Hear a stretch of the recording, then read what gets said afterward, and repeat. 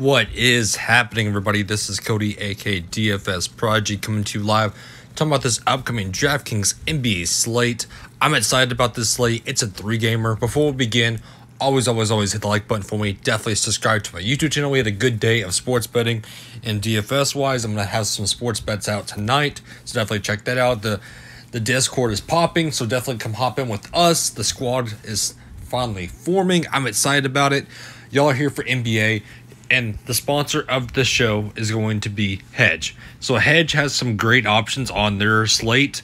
I love the option of Campozo at $8. I mean, that's cheap.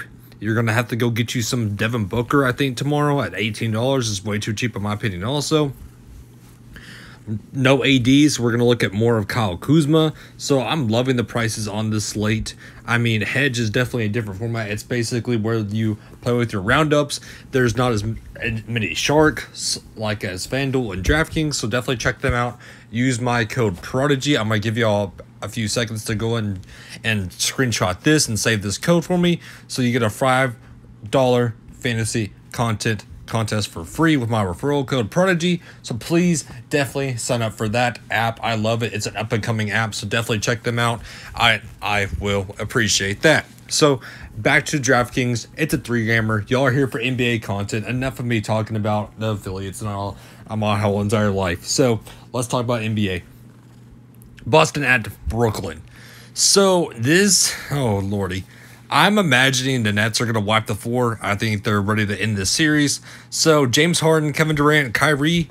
This Kyrie narrative is certainly out there. I mean, good Lord. He just wants to basically just destroy the Nets team or destroy the Celtics as much as he can. So I'm on him at 8-8. I think that's a great price tag for him. Looking at Kevin Durant at 10-2. All these three guys are basically going to be the high usage rate. And the problem is, though, you can't fit all three in because I don't think there's enough value. But you're going to want at least one piece of the James Harden, Kevin Durant, or Kyrie. Looking at the rest of the team, though, Joe Harris at 5-1. He can certainly get the shot going, but he's very scoring dependent. Blake Griffin didn't really step up with no Jeff Green, which that surprised me a ton. It's basically those three top usage rate guys that are going to take over this team. Nobody else on the Nets is who I really want.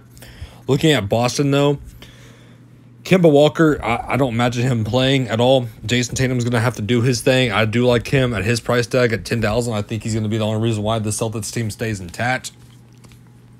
Looking at Marcus Smart at 6'5", he's played amazing. I love the usage rate he's getting, and I love the price tag for him. Evan Fournier, I think he needs to get the shot falling more so on his side.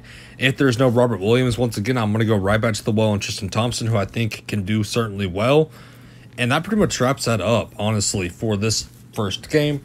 Looking at Portland and Denver, I love this game, which this is featuring one of my bets, which I'll definitely check that out. Which y'all need to definitely check that out once I get that bet out, because my top bet of the day is going to be in this game.